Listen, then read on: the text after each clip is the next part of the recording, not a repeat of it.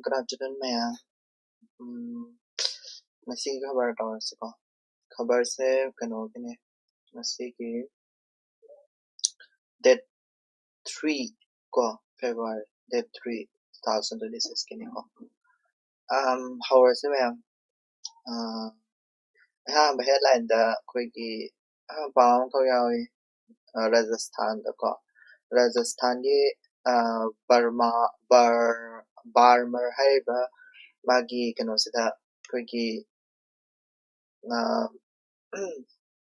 mi ko yamna ꯑꯩꯈꯣꯏꯒꯤ ꯀꯩ ꯍꯥꯏꯅꯤ ꯚꯣꯇꯔ ꯂꯤꯁꯇꯒꯤ ꯂꯧꯊꯣꯛꯅꯕ ꯍꯣꯠꯅꯔꯝꯕ ꯍꯥꯏꯇꯥꯔꯦ ꯚꯣꯇꯔ ꯂꯤꯁꯇꯒꯤ ꯀꯅꯥꯅꯅꯣ ꯑꯗꯨ ꯆꯞ ꯆꯥꯅꯗꯤ ꯈꯪꯗ꯭ꯔꯦ ꯕꯠ ꯕꯤꯖꯦꯄꯤꯒꯤ ꯋꯥꯔꯀꯔꯅꯤꯀꯣ ꯃꯁꯤꯁꯦ ꯕꯤꯖꯦꯄꯤꯒꯤ ꯋꯥꯔꯀꯔ ꯑꯃ ꯃꯥꯒꯤ ꯚꯣꯇꯔ ꯂꯤꯁꯇꯒꯤ ꯃꯥꯒꯤ ꯃꯃꯤꯡꯁꯦ ꯂꯧꯊꯣꯛꯅꯕ ꯍꯥꯏꯅ ꯆꯦ ꯊꯥꯒꯠꯂꯝꯕ ꯍꯥꯏꯇꯥꯔꯦ ꯃꯥ ꯃꯁꯥ ꯈꯪꯗꯕꯤꯗ ꯑꯗꯨꯗꯨꯅ ꯄ꯭ꯔꯣꯕ꯭ꯂꯦꯝꯁꯦ ꯀꯩꯅꯣ ꯍꯥꯏꯔꯀꯥꯟꯗ ꯃꯥ ꯃꯁꯥ ꯈꯪꯗꯅ ꯀꯃꯥꯏꯅ ꯊꯥꯒꯠꯂꯝꯃꯤꯅꯣ ꯑꯗꯨꯗꯨꯒꯤ ꯋꯥꯔꯤꯅꯤꯀꯣ ꯑꯗꯨꯗ ꯑꯩ ꯀꯣꯏꯁꯟ ꯑꯝꯇ ꯍꯪꯉꯛꯀꯦꯕꯀꯣ ꯃꯌꯥꯝ ꯍꯥꯏꯗꯤ ꯑꯩꯈꯣꯏꯒꯤ ꯚꯣꯇꯔ ꯑꯃ ꯀꯣ ꯚꯣꯇꯔ ꯑꯃ ꯚꯣꯠ ꯆꯟꯕ ꯍꯥꯏꯗꯤ ꯀꯩꯅꯣ ꯇꯧꯕ ꯍꯥꯏꯁꯦ ꯚꯣꯇꯔ ꯑꯃ ꯚꯣꯇꯔ ꯑꯣꯏꯕ ꯍꯥꯏꯁꯦ ꯀꯔꯤ ꯀꯟꯗꯤꯁꯟ ꯐꯪꯉꯒꯗꯤ ꯃꯥꯁꯦ ꯚꯣꯇꯔ ꯑꯣꯏꯗꯣꯏꯅꯣꯕꯀꯣ ꯑꯗꯨ ꯀꯟꯗꯤꯁꯟꯗꯣ ꯀꯔꯤ ꯀꯟꯁꯇꯤꯇ꯭ꯌꯨꯁꯟꯒꯤ ꯀꯔꯤ ꯂꯣ ꯅꯠꯇ꯭ꯔꯒ ꯀꯟꯁꯇꯤꯇ꯭ꯌꯨꯁꯟꯒꯤ ꯀꯔꯝꯕ ꯑꯥꯔꯇꯤꯀꯜ ꯏꯜꯂꯒꯗꯤ ꯃꯥꯗꯣ ꯚꯣꯇꯔ ꯑꯃ ꯑꯣꯏꯗꯣꯏꯅꯣ ꯍꯥꯏꯕꯗꯨꯅꯤꯕꯀꯣ ꯁꯤ ꯀꯣꯏꯁꯟꯁꯦ ꯍꯟꯗꯛꯀꯤ ꯄꯥꯎ ꯃꯌꯥꯝ ꯑꯃ ꯂꯩꯌꯦ SIRꯒꯤ ꯄꯥꯎꯁꯨ ꯂꯩꯀꯣ ꯑꯗꯒꯤ ꯀꯩ ꯍꯥꯏꯅꯤ SIRꯒꯤ ꯄꯥꯎꯁꯨ ꯃꯌꯥꯝ ꯑꯃ ꯂꯩ ꯑꯗꯨꯗꯨꯅ ꯀꯣꯏꯁꯟꯁꯦ ꯚꯣꯇꯔ RPA ꯀꯣ RPAꯒꯤ ꯃꯇꯥꯡꯗ ꯑꯗꯒꯤ ꯑꯩꯈꯣꯏꯒꯤ ꯚꯣꯠ ꯍꯥꯏꯗꯤ ECIꯒꯤ ꯃꯇꯥꯡꯗ ꯀꯣ ꯑꯗꯒꯤ ꯑꯥꯔꯇꯤꯀꯜ 326ꯀꯤ ꯃꯇꯥꯡꯗ ꯌꯨꯅꯤꯚꯔꯁꯦꯜ ꯑꯦꯗꯜꯠ ꯐ꯭ꯔꯦꯟꯆꯥꯏꯁꯀꯤ ꯃꯇꯥꯡꯗ ꯑꯁꯤꯒꯨꯝꯕ ꯀꯣꯏꯁꯟꯁꯦ ꯌꯥꯝꯅ ꯍꯪꯉꯛꯄ ꯌꯥꯏ ꯍꯟꯗꯛꯁꯦꯀꯣ ꯍꯥꯏꯗꯤ UPSCꯗ ꯑꯣꯏꯒꯦꯔꯥ ꯑꯦꯅꯤ ꯀꯩꯅꯣꯗ ꯑꯣꯏꯒꯦꯔꯥ ꯑꯥꯔꯇꯤꯀꯜ ꯅꯝꯕꯔ 326 ꯀꯩꯅꯣ ECIꯒꯤ ꯄꯥꯋꯔꯁꯦ ꯑꯥꯔꯇꯤꯀꯜ ꯅꯝꯕꯔ ꯀꯩꯅꯣꯗꯒꯤ ꯂꯧꯊꯣꯔꯛꯄꯅꯤꯀꯣ ꯑꯥꯔꯇꯤꯀꯜ ꯅꯝꯕꯔ 324ꯗꯒꯤ ꯂꯧꯊꯣꯔꯛꯄꯅꯤ सिसु SSC गुम्बा क्वेश्चन दा दम हंगबे आए RPA की एक लई RPA की एक से एक कोई इंडियन कॉन्स्टिट्यूशन है चनबा मतलब 1951 को सिदेगी निंगसिंग को से अनि सिदेगी हौगनी RPA से 1950 की RPA एक तुना कोई की बोट तौजिगे ममांगी बिफोर की को अदुगा बोट तौरबा मतुंगिना आफ्टर गिना 1951 सी निंगसिंग ओबा आदि kind of एक निंगसिंगो अदगी kind of निंगसिंगो कोई article number निंगसिंगो SSC की ओइना को अदुगा UPSC की ओइना सु कैदोगे हारा कांदा खितंग चंचलगा RPA को representation of people's एक की मखादा कोई की form खरा लई form खरा कोई को form करी form लई form जिंदो हाइरो आइना हगा पसुए आए क्वेश्चन form number 7 लई form number 6 lay ko form number 8 lay ko form number 6 ina mi hapsan bagi ne ai inclusion gi ne ko 6 ina form number 7 ina koi gi objection ai di lokthok pagi natraga deletion gi ko objection natraga deletion gi ne ba sigi form number 7 ne ba form number 7 ne ba uzik sigi no pa sina masa khangan da bi form number 7 je मेलगा कनो थाजलमे आइसे को अदुगा phone number 8 सिना correction गी नेबा को phone number 8 सिना correction की नी मसी से ECI the पिशन दोनी को form से सो वोटर अमा ओ याय तारगदे को सिटीजन हाबा अमा ओइबम चंगी चाहि 35 सुबम चंगी कॉन्स्टिट्यूशन इन बम चंगी को कॉन्स्टिट्यूशन इन गदबनी अदुगा वोटर अमा form थाजन सिगी inclusion की form थाजन लेबो नत्रगा लौथोके नत्रगा correction तौगे हाय तारगदि कना गी थ्रू द तौगनी हारगदि अखोइना BLO लैरी को BLA लैरी आइदि BLO हाइसिना बूथ लेवल ऑफिसर हाबदि को सिजे गवर्नमेंट की ऑफिशियल नि को गवर्नमेंट की ऑफिशियल नि अदुगा BLA हाइसिना कोइगी एजेंट निको एजेंट हाबदि मै political party any political party मगी एजेंट होइदिने मासे सिना कोइगी voter se verify tꯧdoineba habidi sidaisa nupa ama sida Subham Khan na haise Subham Khan se BLO sina ko karigumba masigi form se thara aba ECI da kanagumba mi emana thare natraga ma masana thare enkalaseba BLO sina kano taudoineba habidi check taudoineba thare se kanano ko thare se kanano thare se chumibra kholibra kai se check taudoineba adugi check taunabagi rule and regulation lai mi tara degi hena mana BLO mana thabak paibe ya ponte adu tawbe ya ponte ko form se adegi enate sorry mi tara BLO nate BLA sina mi tara degi hena paibe ya te atopa BLA ma singadabani khotgadabani application manga degi helak tara kadi ECI ne check tawgadabani khotgadabani adugi rule and regulation sing to noi thugaraga hujik se kadawra ka hana kanda voter khara ko voter khara ꯂꯧꯊꯣꯛꯅꯕ ꯍꯣꯠꯅꯔꯝꯕꯅꯦꯕ ꯑꯗꯨꯗꯨꯅ ꯂꯧꯊꯣꯛꯅꯕ ꯍꯣꯠꯅꯔꯝꯕꯁꯦ ꯑꯩꯈꯣꯏꯁꯨ ꯁꯤ ꯆꯦꯛꯁꯤꯟꯕ ꯑꯃ ꯆꯪꯉꯦꯀꯣ ꯁꯤ ꯍꯧꯖꯤꯛ ꯄꯩꯈꯥꯒꯤ ꯑꯣꯏꯅꯗꯤ ꯁꯤ ꯈꯛꯇꯪ ꯈꯪꯉꯣ ꯌꯥꯔꯦ ꯚꯣꯇꯔ ꯀꯃꯥꯏꯅ ꯑꯣꯏꯒꯅꯤ ꯀꯣ ꯑꯗꯒꯤ ꯀꯔꯤ ꯀꯅꯥ ꯀꯅꯥꯅ ꯍꯥꯏꯗꯤ ꯀꯔꯝ ꯀꯔꯝꯕ ꯐꯣꯝꯅ ꯀꯔꯤ ꯀꯔꯤ ꯇꯧꯏ ꯈꯣꯠꯂꯤ ꯑꯁꯤꯁꯤꯃ ꯈꯪꯖꯟꯕꯤꯔꯣ ꯄꯩꯈꯥꯒꯤ ꯑꯣꯏꯅꯗꯤ ꯕꯠ ꯑꯩꯈꯣꯏ ꯏꯁꯥꯒꯤꯁꯨ ꯌꯦꯡꯖꯒꯦ ꯍꯥꯏꯔꯒꯗꯤ ꯑꯩꯈꯣꯏꯒꯤ ꯋꯦꯕꯁꯥꯏꯠ चंगो like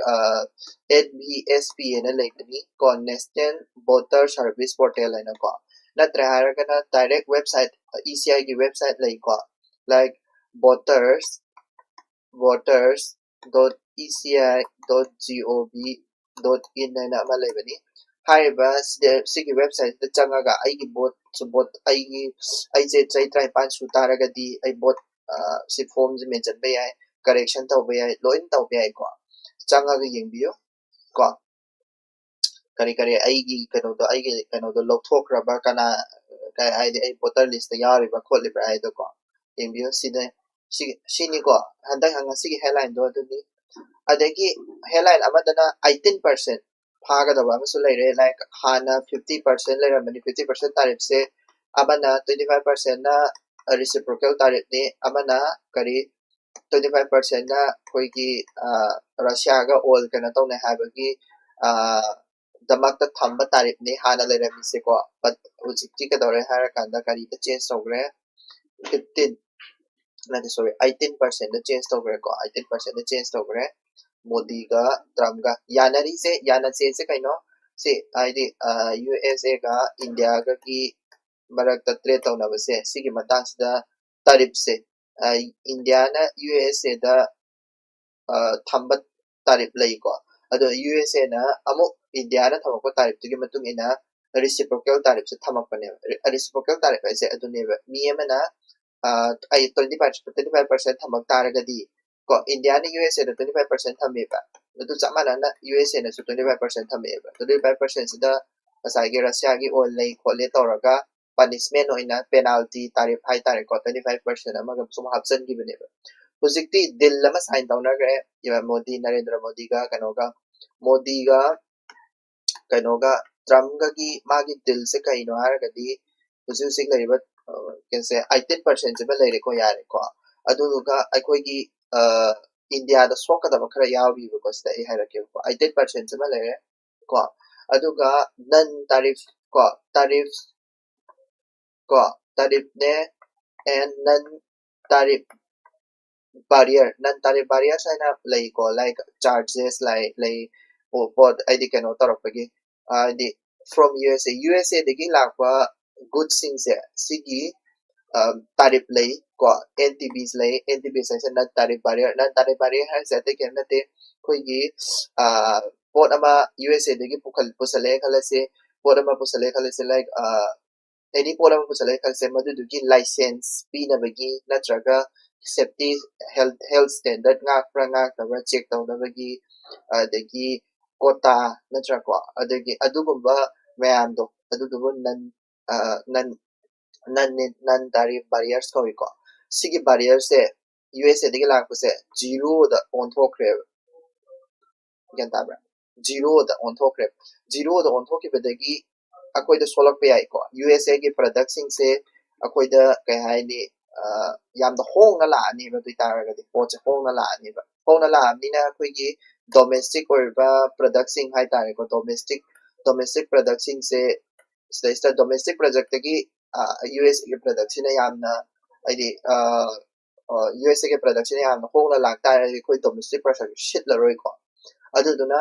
खरा आइदी सिगी कनो से नरेंद्र मोदी के ट्रम्प का साइन तौने बट तारीफ से बुद्धि याम फरे 18% हंदगी से but अतोपा USA दा लेरम तारीफ अदगी नन तारीफ bonds कुमसी zero दा ओंथोक्रे USA दा याम काना रे को सिसे अदगी मो प्राइम मिनिस्टर ना प्रॉमिस तौरिसे कइनो हारा कांदा 500 billion को 500 billion dollars हाय तारे को 500 billion dollars है ना कोई USA का ट्रेड तौनानी हाय USA ट्रेड सिदा कोई 500 billion है ना USA दगी लई के दुरी मसी जिनासु कदोगे हारा कांदा कोई की CAD को CAD द याम सोलकने हाबदी करेंट अकाउंट डेफिसिट हाबदी को करेंट अकाउंट डेफिसिट हाबदी अखोई से पोट याम लईबगी पोट आदि export import deposit export minus import निको एक्सपोर्ट माइनस इंपोर्ट ने अखोई सी 500 बिलियन USA दगी लईने हाइसे इंपोर्ट ने अदो एक्सपोर्ट अखोई एक्सपोर्ट याम तौरब्रा तौदे अखोई एक्सपोर्ट याम तौदे दुना इंपोर्ट हेना फोकस पीगिदना कोई CAD से करेंट अकाउंट डेफिसिट से सुके मिटिक वांगिद्रा ना पाखत लेबको अदुदुनी मोदी के साइन तौनबसिदा होय तारीफ हंदरकपसिबुदी याम अफबा पाव अमा ओइरेको आइदी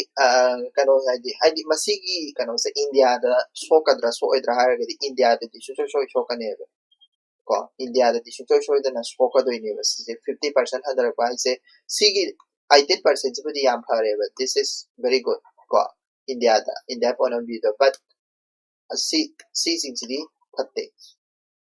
को सी सिंगसिदी फत्ते को अतै सिदी फरगसु सी सिंगसिदी फत्ते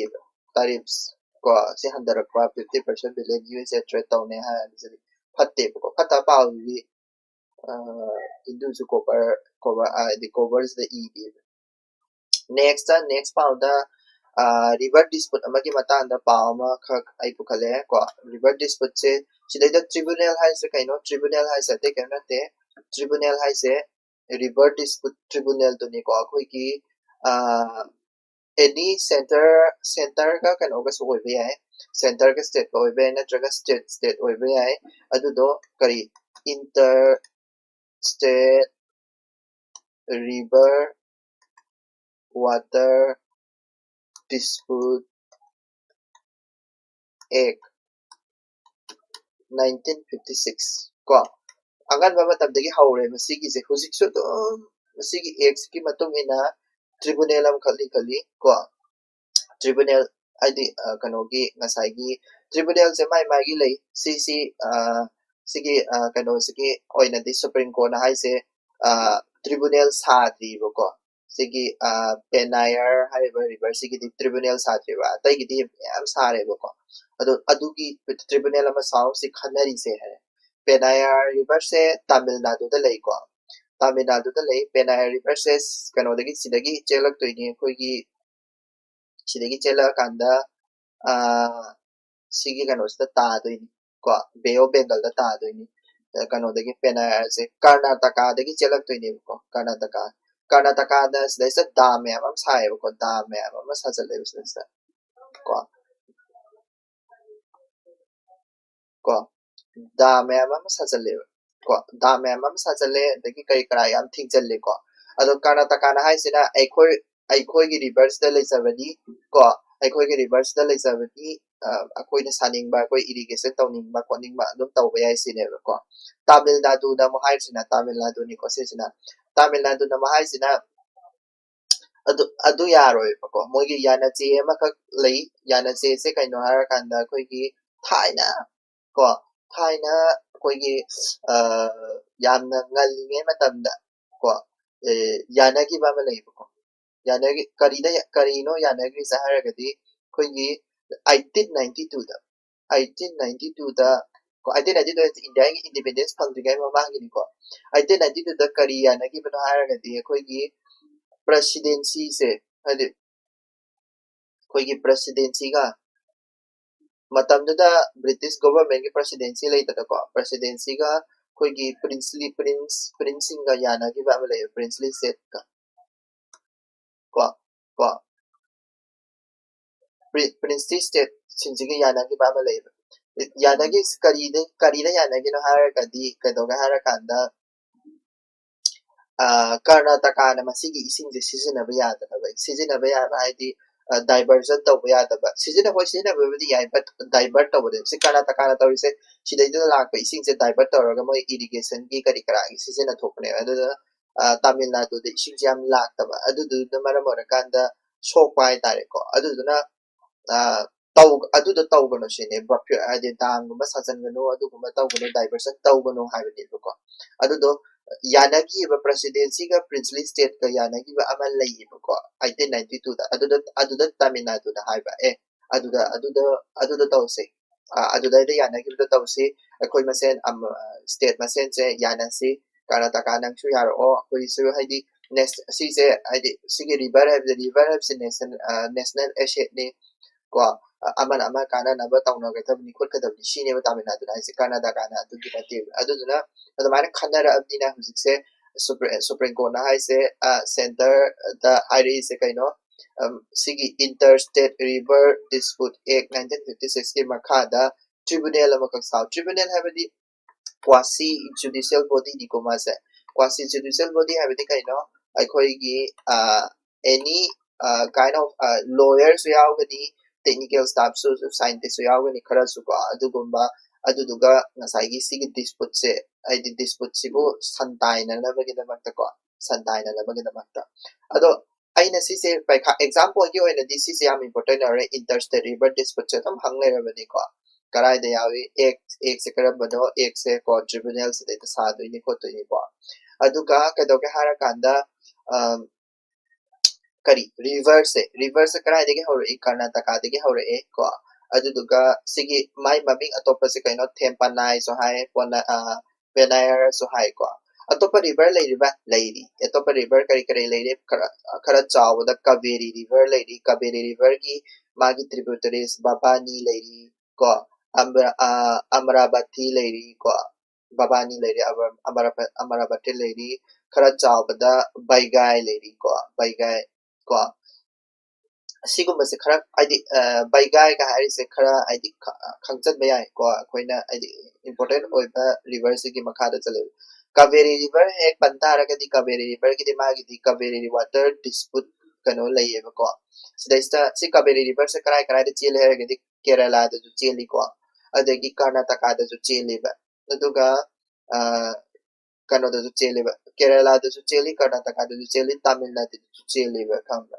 adagi kanodasu Puducherry bo yaweeba sigi Kaveri river se adagi magi Kaveri river sigi magi delta achauba ama lei like this delta sigi delta sigi maming koigi Kaveri delta kawi Kaveri delta sipo koina rice bowl of Karnataka higher kameba rice bowl of ko Karnataka masi mafam se koigi kaya ni kano yam rice kuma yam thaba haitare ko adugumadoni ko aduga Kaveri river se ko pantaragadi nang Meteor Dam haisidi sing ko Meteor Dam ko sumaina river khara important oiba khara sumaina Baigai river lei adagi atopa important river da sigi Thamirabani river se sum historical oina tu asisu yauraba river ni ko adagi Babani Amravati itu important oiko haidi Kaveri river ko pantaragadi magi tributaries ani se to important oil ko atai di ka important oide Karnataka gi oina ko adu dumani se ko yare adagi sisina editorial su yare aduga arang koigi kano no capex capital expenditure capex to increase tawgina like 12.2 kano 1,000 crore kano mo oigita na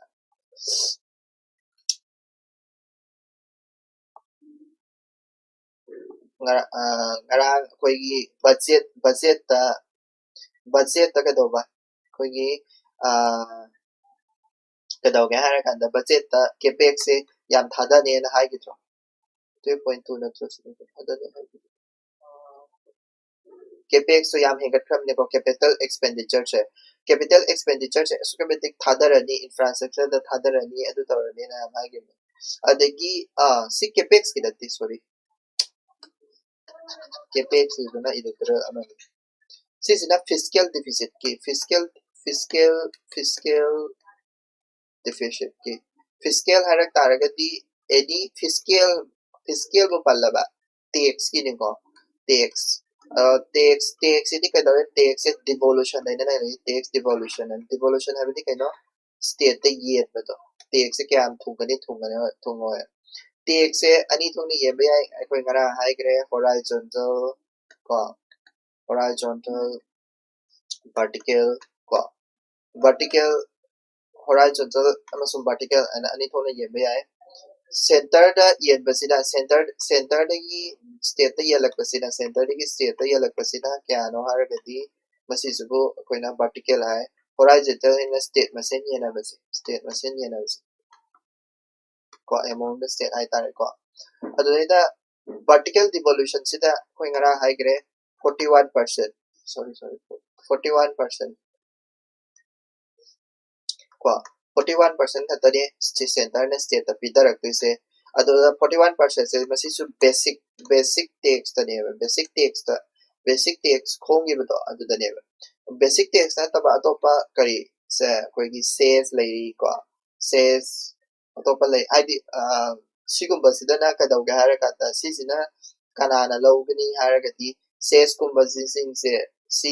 sida se yaude basic tax se yaude sisidi direct kanana kagani center da kagani adugini ba center da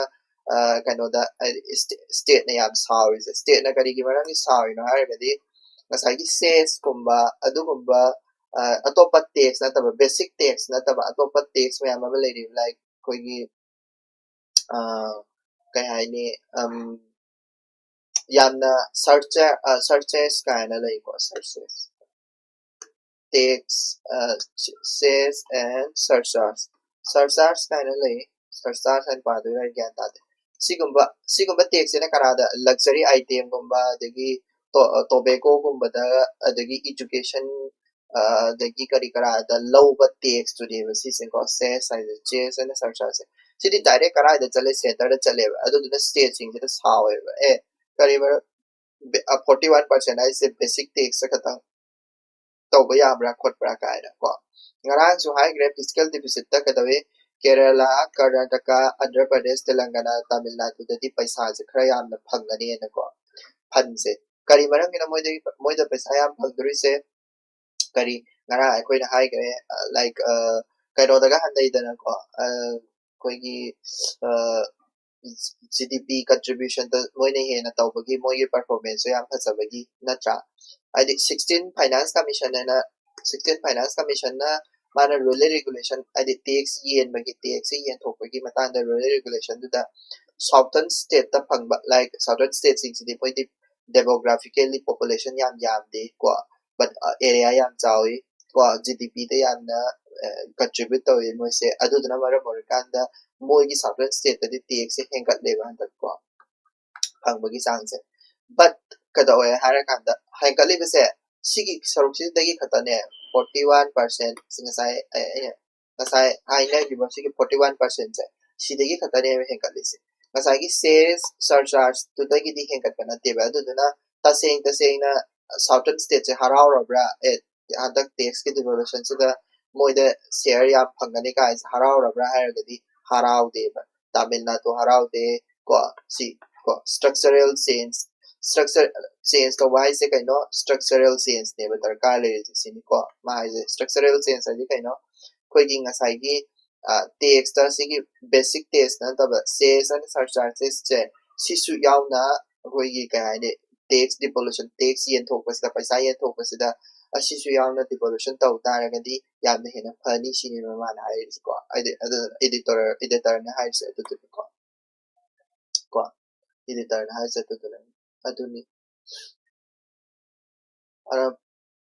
tax ki se si SSC thaba mi ki khara mate ma harange tax share tawna ba hai tare ko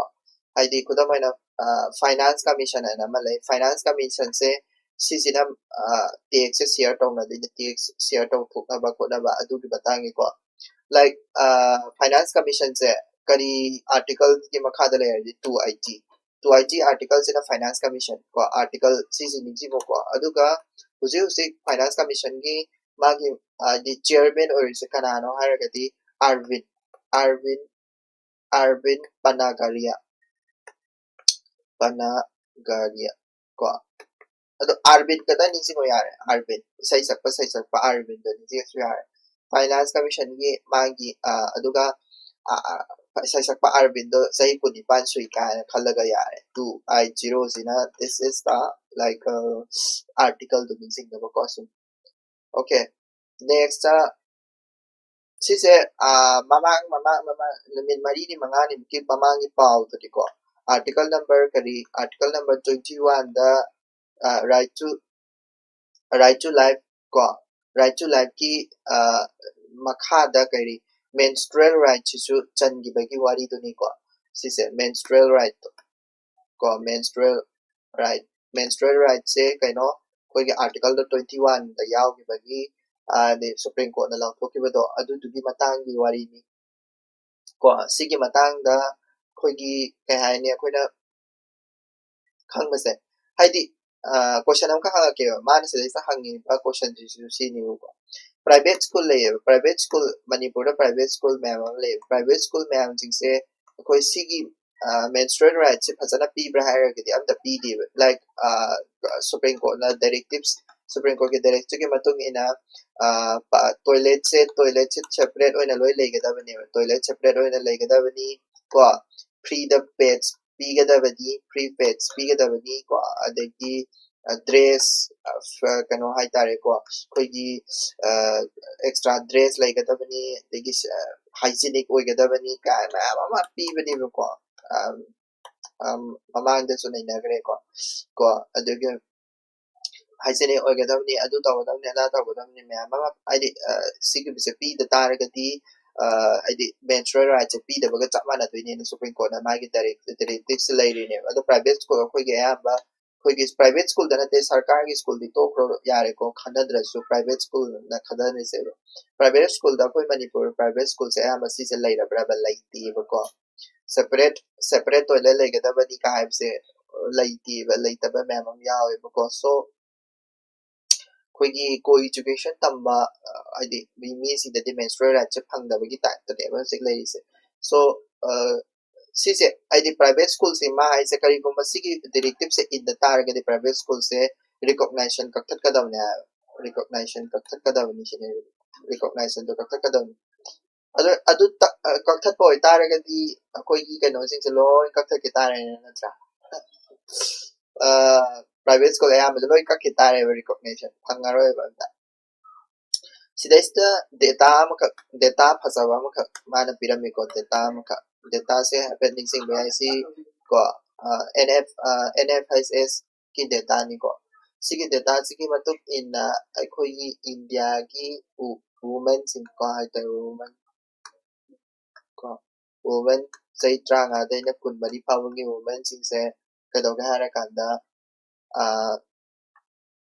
ko 77% di sisa phangde ko hygienic oiba hygienic ko hygienic support hai ta menstrual support se phangde ko support se phangde si sina ta ko di kaino ako siya wat ni ko sa ko taw yang wat ko government ki scheme am ka palamo ara kana menstrual cycle ki kano se Swachh Bharat abhiyan ki makhada menstrual health maintenance guideline lai ko adu sigi ek sim su khang kano sim su scheme sim su khang sa lo data sim su khang sa lo names ke writing ki damakta and menstrual rights se article number 21 da chan ga tum su khang sa lo yare tai ka han khang su okay wetland as a national public goods ngarang gi newspaper do pabita ga di khang ngani quiz te yaw gram ni ko si se aina quiz to solve to thokra bani wetland se question ha ke wetland se kari karamba convention ki makhada no Ramsar ko Ramsar convention ki makhada ni wetland ki hantak ki theme je kai no aina ngara ha do culture da base to ya ba hantak ki theme se ko ningsi ko culture akoi ki wetland se cultural heritage ama oin ki bab ta chel halle ko cultural heritage ko id theme se kai no theme na koi hantak sai ki theme na wetland culture pallagadi adum culture panbada dum khotpiro ko wetland and a traditional knowledge celebrating cultural heritage ko culture ga id akoi gi wetlands ga akoi manipur gi tasu dum yai ko thaina khamba thoibi ge wari de ge hawraga loktak pat se akoi gi kano cultural heritage ama oina dum leirani ko siksu dum leiri ko id id source of living khaktangi wari na tan loktak pat se akoi gi Ramsar site amasu oi ni ko Ramsar convention se 1972 71 da tawgi ni ko Iran da tawgi ba yana se ni adu Ramsar hai su Iran gi city ama khak ni ko aduga akoi gi hantak kai hai ni hantak ki ko sigi theme se tawbagi matang da traditional cultural heritage ki tawbi matang da mana culture gi matang da su khara palambi ko sigi articles in like Tamil Nadu da kari kari leiba khotpa kana na palambi kashu important oite adagi koigi wetland sokpagi matang da data khara sida pirammi data sing do khara hairake like koigi sahi kunthra moksida 30 moksida 40% of the Indian wetlands mangre ko Indian wetland in 30 years. So, itong ningsing bayay ko, I think 40% of Indian wetlands 30 years na mangre ko. Aduga 50% 50% hena haitare wetland 50% hena ko ako gi ecological distress haitare adi ecology da mangdarapa ako even ako gi lokak pa chi su si kangdare ini na ko ecological distress forever ko kari maram gi no ecological distress so is a reason mana mari khaktam pirami like encroachment ako siyam tawri na ko encroachment kum thajana laga adagi kai hani laikang on tho ga farm thala na bido adagi hydrological description ako su lairi dana hydrological disruption like dams hazandana khotana tawo mayam singse adi isin gi lambe da soan ba ko pollution si jibadi nambul torel thadare ko the ko bari bar thadare ba mayam jing do apawa singam tanate ko adagi climate change pollution sina kari taware eutrophication abidi thenkalak pato kogi lokta pa sum thenkalai ni last ni leho ko climate change sabe he kalak pa no sing phalak ta ba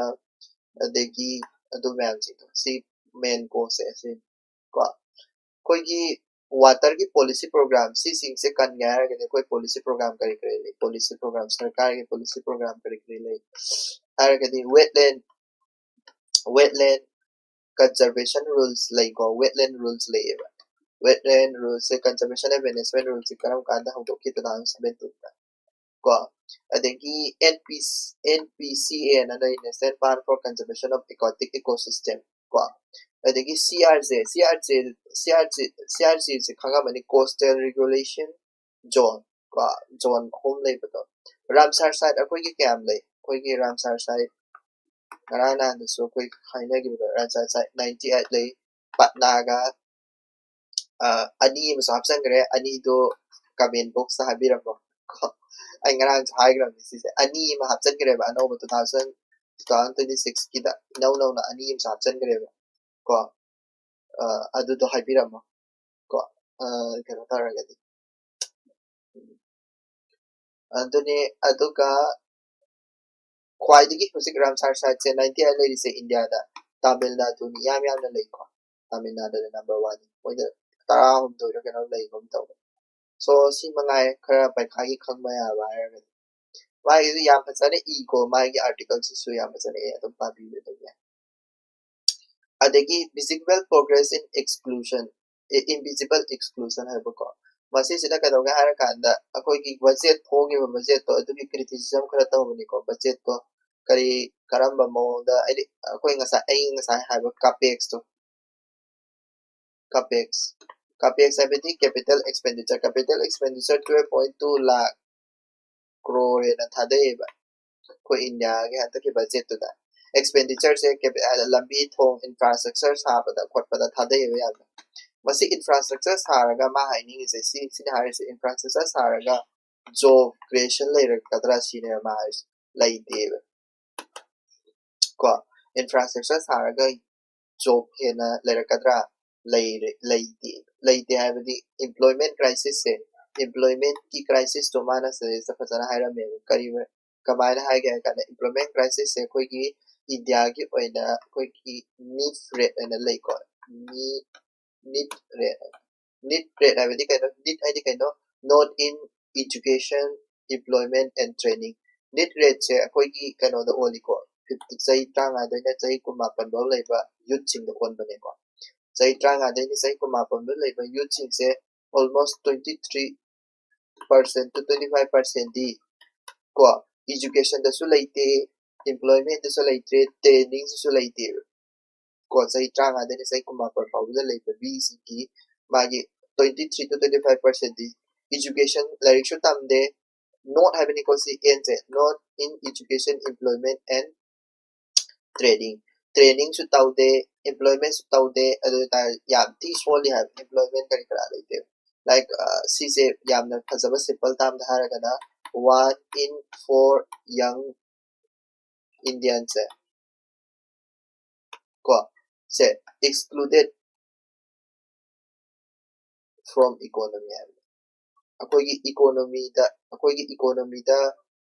support yam tawgadaba india gi youth sing se ko moi mari thopagi moi amadi tumma lei support about tawde economy da kan kana da bai ta kana da miriam hai ta miriam oi sini hai ko miriam oi adun one in the four akogi economy da kan kana da taragadi akogi budget sida kari da gi infrastructure da thada doino shi infrastructure da thada do sopadi atopa pot si do na thada do na phatta pra sin ko atopa pot me pot si do na pot si do na thada bana phatta pra sin ko ama harake ba ko akogi manas lesa structural u-turn hai nama yawe construction sabsina maram orakanda ko akoina khalleba infrastructure semgalagadi ko infrastructure semgalagadi akoise job creation yam tawne na akoina khanjai masi je tasembagi di tawde kari maram no ai harake infrastructure semga taragadi koi kodam bana harase infrastructure sina kai dawla machine sem de machine se ai hana ka dawle ai hana cake mari sarab be cake mari sabe sida ai se ai thana sangam dana manaba koi mangana cake se cake of taruk se sai infrastructure sare infrastructure sabe de cake ke machine na sare machine se sara pada ki ai thana cake se cake manga se ai thana sa ngame ko ai thana sa ngame adu ta di job creation handara ka doine adugi concept ni ma haise sidai adu job creation se mana haise employment elasticity hai na concept ang kak level ko masigi concept sa explain daw sa kelo sige concept se mana pasana explain daw ko sa ko employment elasticity habiti kai no har kanda employment growth for every 1% growth of GDP की 1% growth dari gai madudai do lapa employment ko employment elasticity se infrastructure saraga dine infrastructure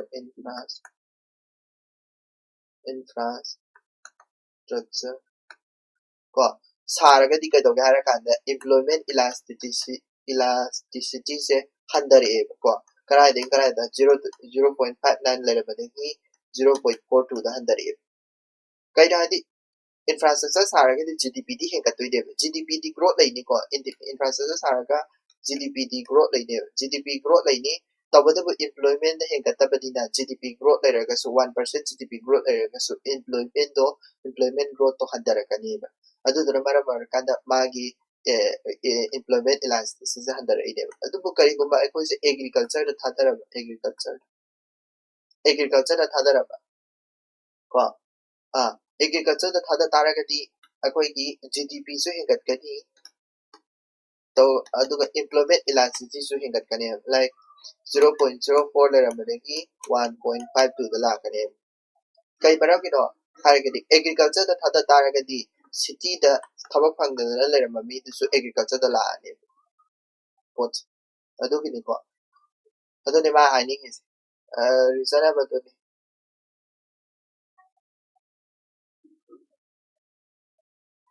अतोपा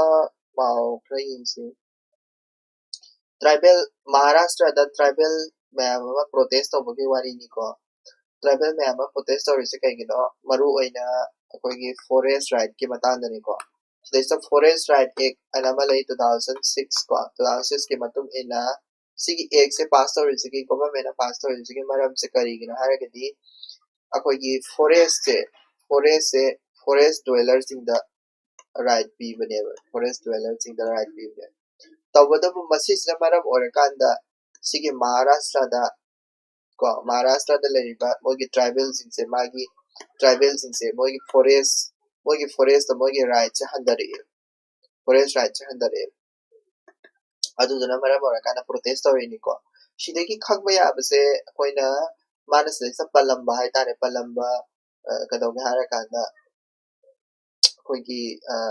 kai haini kano se kai no haragadi ko na paaba yaba poche kai no haragadi forest right ek se kai no 2006 ki forest right se kai no haidi logically forest right ai se na forest right bi ga me but pi dre ko adu dugi mata da khara paaba ya adu ka atopada pesa ek ana masale si su local governance ki kana ni ko 1996 sa pass ho gaya adu dum suka mari se pabe atai kesu pabe yani tadi kesu kana tawdre segi important oitre next rural employment entrepreneurship abadi nupi sing ko women entrepreneurship tala ko matang hadak budget to suyaw ko la pati didi ki matang suyaw ki mani la pati didi to important oe na tawdi ko like koi gi kaya self help group hai tare ko self help group ma'am lai ta ko koi gi india ke aina 91 lakh ke na self help group lai re self help group se ma ge tire ani lai tire hai di ke no ma ge thak hai tare ko aha mada first tire da self help group le ani self help group ke makha da kari le ani BO sari village organization le ani village organization da CLF ko hai di cluster level federation ko hantak kanogi oina koigi budget ta paisa yam thadagi ko but financially self help group se am successful oye like moi je successful yam oye ko successful oye self help group se na talak pa paisa se pulapun na hantak ki oina koigi khon mama ho su dum yawe si chum yum village ko hadi 11 lakh crore na tale ko self help group se like entrepreneur ko bane ba habiti kanam business to holi ne ba bito ko aduga kai haini impact se kai no ara kana 2 lakh crore hai na ko 2 crore hai na nupi thole kari oise 1 lakh tagi 1 lakh per year hai tare earning se 1 lakh per year digi het ba 2 crore men na thole sisi boy ko na lakh pati tidi hara khangne ba ko ai di lakh ama digi hera ta la ba nupi se ko chahi amada adu taragani madu bakana lakpa DDD adugi scheme do successful oibasi aduni ko lakpa DDD dugi scheme do successful oibadani ko adunai da kari adi se kari kari da kana ga koi gi exam ki point oine di kari haidi hantak hantak budget to supan gi beto adu duma khambirani but kadoga hara kanda koi gi lakpa DDD se lakpa DDD se kaino lakpa DDD haise kaino habdu khangen na ko haidi 1 lakh na tanu chahi amada ko lakpa DDD se ado my government ki goal am khak lai lakpa DDD se koi 3 crore hai na puthok na ba lakpa DDD se 3 crore hai to na se self help group si na raga adu do 3 crore hai to ba 2 crore yaw re 3 crore yaw do goal do adu makhang me ko adagi id lakpa DDD sida ngasai gi paisa pi se bank se karamba no ba sigi self help group ta paisa pi ba loan pi ba bank se kari karamba bank no ba bank se koina sit b hai sine ko sit b bank sine ko sisu so ko SSC tham ni khang jab ba like small industry developmental bank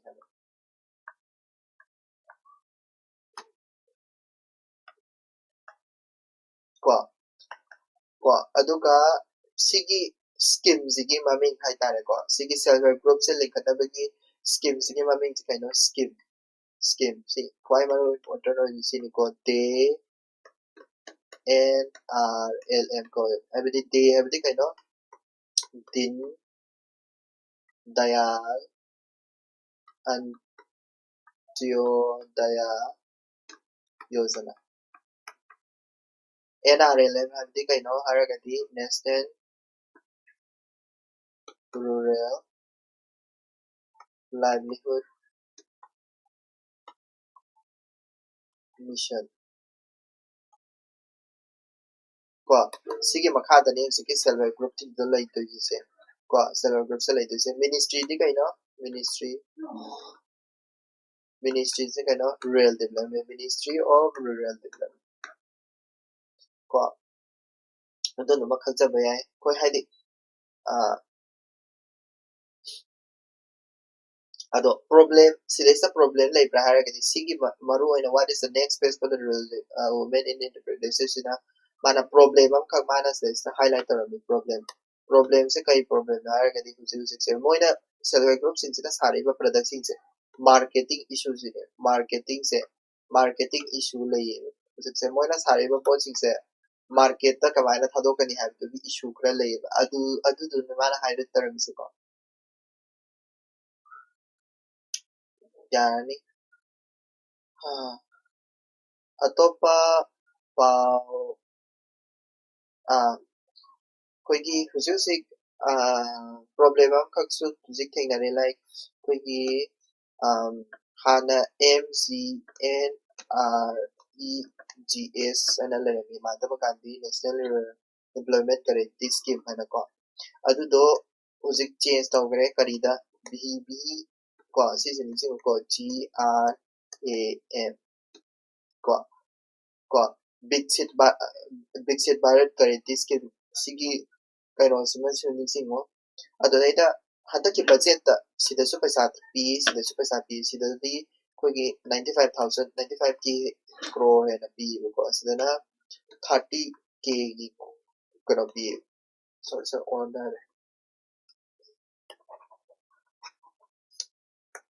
sidana 30k pi ba ko 30k crore pi ba ko sidana 95k crore pi ba ko budget na ado pi bisda tasembagi di masi je bill loida lai ba ko ek oi 3 ba adu duna karam kanda ek orak to ino su khangma gam pote adu duga tasembagi di sidesta me measure oina change oi sida 100 oram do sida 125 ko sidesta ayamana center gi mathau oram do sida di state ke mathau yam hapsan ngare ko yan dai ko adagi kai hai ni mayam change tawbani ko mayam aidi akoigi seasonal ohenba gumba seasonal haibdi kaino lawrok tha dadi sige job card ki thabak se tahondaba ko ꯑꯗꯨꯒꯨꯝꯕ ꯑꯣꯏꯍꯟꯕꯒꯨꯝꯕ ꯑꯗꯨꯒꯨꯝꯕ ꯌꯥꯝ ꯇꯧꯕꯅꯤ ꯀꯣ ꯍꯥꯏꯗꯤ ꯁ꯭ꯇꯦꯠꯀꯤ ꯁꯤꯌꯔꯁꯦ 60 to 40% ꯑꯣꯏꯍꯟꯈ꯭ꯔꯦꯕ ꯍꯥꯟꯅꯗꯤ 20% 10% ꯐꯥꯎ ꯈꯛꯇꯪꯗ ꯂꯩꯔꯝꯕꯅꯦꯕ 10% ꯐꯥꯎ ꯈꯛꯇꯪ ꯀꯣ ꯍꯧꯖꯤꯛꯇꯤ ꯑꯗꯨꯒꯨꯝꯕ ꯍꯥꯏꯗꯤ ꯀꯩ ꯍꯥꯏꯅꯤ ꯇꯧꯋꯦ ꯀꯣ ꯔꯨꯔꯦꯜ ꯖꯣꯕ ꯁ꯭ꯀꯤꯝꯒꯤ ꯁꯤꯒꯤ MNC ꯑꯗꯨꯕꯨ ꯀꯔꯝ ꯀꯥꯟꯗ ꯃꯁꯤꯁꯦ MGNREGA ꯍꯧꯖꯤꯛꯁꯨ ꯑꯗꯨꯝ ꯂꯣꯏꯁꯤꯟꯈꯤꯕꯗꯤ ꯅꯠꯇꯦ ꯆꯠꯅꯔꯤꯕ ꯍꯧꯖꯤꯛ ꯑꯗꯨꯝ ꯆꯠꯅꯔꯤꯀꯣ ꯀꯔꯝ ꯀꯥꯟꯗ ꯁꯤꯗꯩꯁꯤꯗ ꯀꯔꯝ ꯀꯥꯟꯗ ꯆꯦꯟꯖ ꯇꯧꯔꯛꯇꯣꯏꯅꯣ ꯍꯥꯏꯕꯁꯤꯅꯦꯕ ꯀꯣꯏꯁꯟꯁꯦ ꯀꯩꯅꯣ ꯍꯥꯏꯔꯀꯥꯟꯗ ꯆꯦꯟꯖꯁꯦ ꯀꯔꯝ ꯀꯥꯟꯗ ꯇꯧꯔꯛꯇꯣꯏꯅꯣ ꯍꯥꯏꯕꯁꯦ ꯆꯦꯟꯖꯁꯦ ꯈꯨꯗꯛꯇ ꯇꯧꯗꯣꯏꯔꯥ ꯀꯔꯝ ꯀꯥꯟꯗ ꯇꯧꯔꯛꯇꯣꯏꯅꯣ ꯍꯥꯏꯕꯗꯨ ꯈꯪꯕ ꯉꯝꯗꯕꯒꯤ ꯁꯤꯒꯤ ꯑꯥꯔꯇꯤꯀꯜꯁꯦ ꯏꯔꯛꯄꯅꯤꯀꯣ ꯃꯥꯅꯀꯣ ꯍꯥꯏꯗꯤ ꯈꯪꯕ ꯉꯝꯗꯕꯒꯤ ꯑꯗꯨꯗ ꯏꯝꯄꯣꯔꯇꯦꯟ ꯑꯣꯏꯔꯤꯁꯦ ꯀꯩꯅꯣ ꯍꯥꯏꯔꯒꯗꯤ ꯑꯩꯈꯣꯏꯒꯤ ꯑꯦꯛꯖꯥꯝ ꯄꯣꯏꯟꯒꯤ ꯑꯣꯏꯅꯗꯤ ꯁꯤꯒꯤ ꯑꯅꯤꯁꯤꯒꯤ ꯈꯦꯠꯅꯕꯁꯦ ꯌꯥꯝ ꯏꯝꯄꯣꯔꯇꯦꯟ ꯑꯣꯏꯀꯣ ꯑꯇꯩ ꯏꯝꯄꯣꯔꯇꯦꯟ ꯑꯣꯏ ꯅꯦꯛꯁ ꯄꯥꯎꯗ ꯕꯖꯦꯠꯀꯤ ꯀꯝꯄꯦꯔꯤꯖꯟꯒꯤ ꯁꯤꯁꯨ ꯉꯁꯥꯏ ꯉꯔꯥꯡ ꯅꯍꯥꯟꯁꯨ ꯑꯩ ꯍꯥꯏꯈ꯭ꯔꯦ ꯀꯣ ꯑꯗꯩꯗ ꯃꯥꯅ ꯁꯤꯗꯩꯁꯤꯗ ꯕꯖꯦꯠꯀꯤꯗꯣ ꯍꯥꯏꯐꯦꯠ ꯔꯤꯚꯥꯏꯟ ꯇꯧꯔꯕꯗ ꯑꯩꯈꯣꯏꯒꯤ ꯁ꯭ꯇꯦꯠ ꯁ꯭ꯄꯦꯁꯤꯐꯤꯛ ꯄ꯭ꯔꯣꯖꯦꯛ ꯈꯔ ꯃꯥꯅ ꯁꯤꯗꯩꯗ ꯃꯦꯟꯁꯟ ꯇꯧꯔꯝꯃꯦ ꯁ꯭ꯇꯦꯠ ꯁ꯭ꯄꯦꯁꯤꯐꯤꯛ ꯄ꯭ꯔꯣꯖꯦꯛ ꯈꯔ ꯕꯖꯦꯠꯀꯤꯗꯨꯅꯤꯀꯣ ꯁꯤꯁꯦ ꯁ꯭ꯇꯦꯠ ꯁ꯭ꯄꯦꯁꯤꯐꯤꯛ ꯄ꯭ꯔꯣꯖꯦꯛꯁꯦ ꯁꯤꯁꯤꯃ ꯅꯤꯡꯁꯤꯡꯕ ꯆꯤꯐꯥ ꯄꯨꯊꯣꯛꯄ ꯑꯃ ꯆꯪꯉꯤ ꯀꯣ ꯋꯦꯁ ꯕꯦꯡꯒꯜꯗ ꯉꯔꯥꯡ ꯑꯩꯈꯣꯏꯅ ꯍꯥꯏꯈ꯭ꯔꯦ ꯁꯤꯁꯦ ꯌꯥꯝ ꯃꯔꯨ ꯑꯣꯏꯀꯣ ꯀꯨꯅꯤ ꯁꯨꯔꯠ ꯈ꯭ꯔꯥꯏ ꯀꯣ ꯗꯨꯟꯀꯨꯅꯤ ꯍꯥꯏꯁꯤꯅ ꯋꯦꯁ ꯕꯦꯡꯒꯜꯗꯩꯅꯤ ꯁꯨꯔꯠ ꯍꯥꯏꯁꯤꯅ ꯒꯨꯖꯔꯥꯠꯇꯅꯤꯀꯣ ꯒꯨꯖꯔꯥꯠ ꯐꯥꯎꯕꯒꯤ ꯐ꯭ꯂꯥꯏꯠꯀꯤ ꯑꯅꯧꯕ ꯀꯣꯔꯤꯗꯣꯔ ꯑꯃ ꯁꯥꯈꯤꯕꯗꯣ ꯑꯗꯨꯗꯨꯃ ꯅꯤꯡꯁꯤꯡꯕꯤꯔꯣ ꯑꯗꯨꯒ ꯁꯤꯗꯩꯁꯤꯗꯁꯨ ꯁꯤꯂꯤꯒꯨꯔꯤ ꯀꯣ ꯕꯥꯔꯥꯅꯁꯤ ꯍꯥꯏ ꯁ꯭ꯄꯤड ꯔꯦꯜ ꯑꯃꯁꯨ ꯍꯥꯏ ꯁ꯭ꯄꯤड ꯔꯦꯜ RTGS ꯀꯨꯝꯕꯅꯤꯀꯣ ꯑꯗꯨꯒꯨꯝꯕ ꯑꯃꯁꯨ ꯑꯗꯒꯤ ꯋꯦꯁ ꯕꯦꯡꯒꯜꯗ ꯁꯤꯅ ꯅꯦꯛꯁꯇ ꯑꯩꯈꯣꯏꯒꯤ ꯇꯥꯃꯤꯜ ꯅꯥꯗꯨꯗꯗꯤ ꯑꯩꯈꯣꯏ ꯈꯔ ꯍꯥꯏꯈ꯭ꯔꯦ ꯇꯥꯃꯤꯜ ꯅꯥꯗꯨ ꯀꯦꯔꯂꯥ ꯑꯗꯒꯤ ꯑꯣꯗꯤꯁꯥ ꯀꯣ ꯑꯟꯙ꯭ꯔ ꯄ꯭ꯔꯗꯦꯁ ꯃꯣꯏ ꯄꯔꯦꯡꯁꯤꯗ ꯀꯔꯤ ꯀꯔꯤꯅꯤ ꯔꯦꯌꯔ ꯑꯥꯔꯠ ꯃꯤꯅꯔꯦꯜ ꯃꯌꯥꯝ ꯂꯩꯕꯒꯤ ꯀꯣꯔꯤꯗꯣꯔ ꯁꯥꯕ ꯀꯣ ꯀꯦꯁ꯭ꯋꯦꯅꯠ ꯑꯗꯨꯒ ꯀꯣꯔꯤꯗꯣꯔ ꯁꯤꯁꯤꯃꯁꯨ ꯅꯤꯡꯁꯤꯡꯉꯨꯀꯣ ꯑꯗꯒꯤ ꯑꯁꯥꯝ ꯑꯁꯤꯁꯤꯃꯗꯤ ꯑꯅꯧꯕꯅꯤ ꯑꯩ ꯉꯔꯥꯡ ꯇꯥꯛꯄꯗꯁꯨ ꯌꯥꯎꯈꯤꯗ꯭ꯔꯦ ꯑꯁꯥꯝꯗꯅ ꯑꯩꯈꯣꯏꯒꯤ ꯕꯨddhist ꯇꯨꯔꯤꯖꯝ ꯁꯔꯀ꯭ꯌꯨꯠ ꯑꯃ ꯁꯥꯅꯕꯒꯤ ꯑꯌꯥꯕ ꯄꯤꯈ꯭ꯔꯦꯀꯣ ꯁꯤꯁꯤꯃꯁꯨ ꯅꯤꯡꯁꯤꯡꯕ ꯌꯥꯏ ꯑꯗꯨꯒ ꯂꯣꯏꯕꯗ ꯑꯣꯗꯤꯁꯥ ꯀꯣ ꯀꯔꯅꯥꯇꯀꯥ ꯀꯦꯔꯂꯥ ꯃꯣꯏꯗꯅ ꯀꯩꯅꯣ ꯇꯔꯇꯜ ꯇ꯭ꯔꯥꯌꯜ ꯍꯥꯏꯅ ꯇꯔꯇꯜ ꯇ꯭ꯔꯥꯌꯜꯁ ꯀꯣ ꯄ꯭ꯔꯣꯖꯦꯛ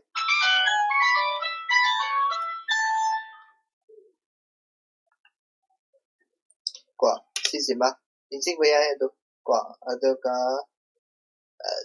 ꯁꯤꯁꯦ ꯈꯛꯇ ꯅꯤꯡꯁꯤꯡꯕ ꯌꯥꯔꯦ ꯑꯇꯩꯗꯤ ꯀꯩꯁꯨ ꯀꯥ ꯍꯦꯟꯅ ꯏꯝꯄꯣꯔꯇꯦꯟ ꯑꯣꯏꯗꯦ ꯑꯩ ꯍꯥꯞꯄ ꯌꯥꯏꯀꯣ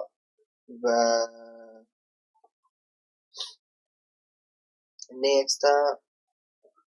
ꯁꯤ ꯃꯅꯤꯄꯨꯔꯒꯤ ꯄꯥꯎꯅꯤ ꯁꯤꯅ ꯂꯥꯁ ꯑꯣꯏꯍꯜꯂꯁꯤꯀꯣ ꯃꯅꯤꯄꯨꯔꯒꯤ ꯄꯥꯎꯅꯤ ꯃꯅꯤꯄꯨꯔꯗ ꯍꯧꯖꯤꯛ ꯄ꯭ꯔꯁꯤꯗꯦꯟ ꯔꯨꯜ ꯊꯝꯃꯤ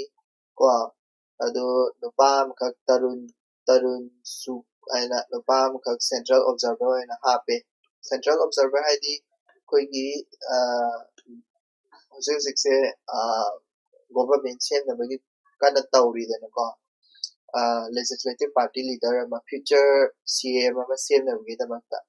ꯁꯤ ꯇꯔꯨꯟ ꯆꯔꯛꯁꯦ ꯁꯦꯟꯇ꯭ꯔꯦꯜ ꯑꯣꯕꯖꯔꯚꯔꯅꯤꯀꯣ ꯁꯦꯟꯇ꯭ꯔꯦꯜ ꯑꯣꯕꯖꯔꯚꯔꯁꯤꯅ ꯇꯧꯗꯣꯏꯁꯦ ꯃꯥꯏ ꯃꯊꯧꯁꯦ ꯀꯩꯅꯣ CM ꯈꯟꯗꯣꯏꯅꯤꯀꯣ CM ꯈꯟꯅꯕꯩꯅꯤ ꯀꯣ ꯍꯥꯏꯗꯤ ꯀꯩꯅꯣꯗꯒꯤ ꯑꯩꯈꯣꯏꯁꯦ ꯐꯦꯕ꯭ꯔꯨꯋꯥꯔꯤ ꯃꯃꯥꯡ ꯆꯍꯤ ꯐꯦꯕ꯭ꯔꯨꯋꯥꯔꯤ ꯆꯍꯤ ꯐꯥꯗꯣꯔꯝꯃꯤꯅꯤꯀꯣ ꯐꯦꯕ꯭ꯔꯨꯋꯥꯔꯤ 13ꯗꯒꯤ ꯑꯩꯈꯣꯏꯁꯦ ꯍꯧꯖꯤꯛꯁꯦ ꯄ꯭ꯔꯁꯤꯗꯦꯟ ꯔꯨꯜ ꯂꯩꯔꯤꯗꯅꯀꯣ ꯑꯩꯈꯣꯏ ꯃꯅꯤꯄꯨꯔꯗ ꯁꯣ ꯍꯧꯖꯤꯛꯁꯦ ꯀꯩꯗꯧꯒꯦ ꯍꯥꯏꯔꯀꯥꯟꯗ CM ꯑꯅꯧꯕ ꯁꯦꯝꯕꯒꯤ ꯍꯥꯏꯗꯤ ꯆꯍꯤ ꯐꯥꯔꯛꯇꯧꯕꯗꯨꯗ CM ꯑꯅꯧꯕ ꯁꯦꯝꯕꯒꯤ ꯋꯥ ꯉꯥꯡꯅꯔꯤꯀꯣ ꯑꯗꯨꯅꯤ ꯑꯇꯩ ꯀꯩꯝ ꯌꯥꯎꯗꯦ ꯁꯤꯗꯩꯁꯤꯗ ꯏꯝꯄꯣꯔꯇꯦꯟ ꯑꯣꯏꯕꯀꯣ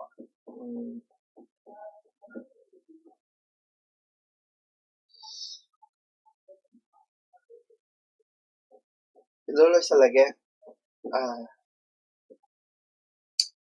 ꯍꯌꯦꯡ ꯑꯃꯨꯛ ꯊꯦꯡꯅꯔꯁꯤ. Thank you so much. Have a great day.